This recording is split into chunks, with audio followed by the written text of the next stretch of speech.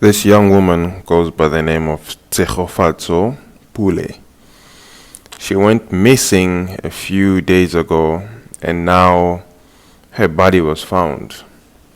She was found stabbed to death, hanged, and of course raped in Rudiport.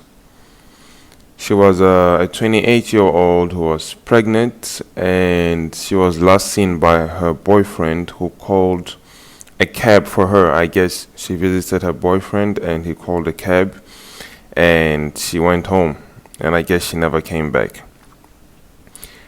Now there's been a massive kind of vigil or protest in South Africa based on gender equality and gender-based violence.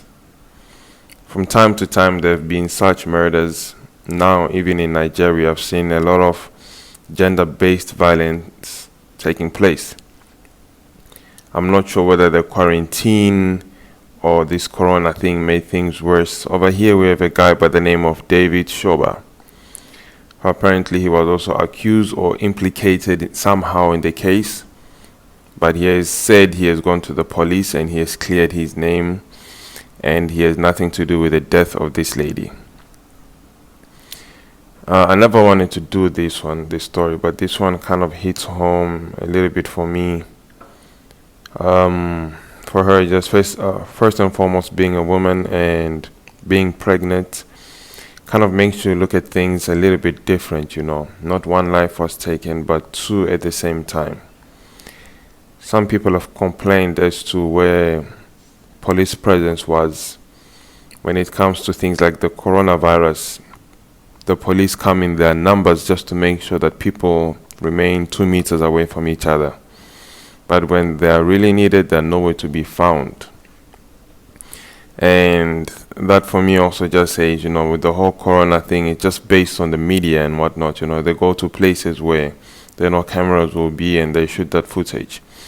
This is a very graphic image, but that's how she was found. This story reminds me of this young lady in front of you. Her name is Karabo Mukwena. She was, I think, 19 at the time or 20, but really young. This was a few years back. She was killed by her boyfriend, who I guess stabbed her to death as well and burned her body to kind of try and dispose of the body. This was the guy on the left. His name is Sandile. He has now since been sentenced to 32 years in prison. She endured a relationship of abuse from this guy. As you can see, very pretty girl, but not so pretty after being abused.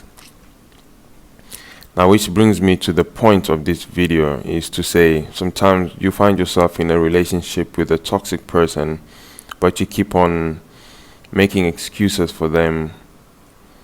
Sometimes you should just take the red flags. I myself have been in that kind of situation and I failed to pick up on red flags and so forth. Whether you are a guy or a girl, abuse is no way to be in a relationship, That's nothing that should be endured at all. And as far as these deaths go, hanging, stabbing, burning, let's not rule out any kind of satanic motive. There could be sacrifices or occultic type killings as well, which brings me to the point of people really need to be aware of these kinds of things. But anyway, rest in peace to Tshegofatso Pule.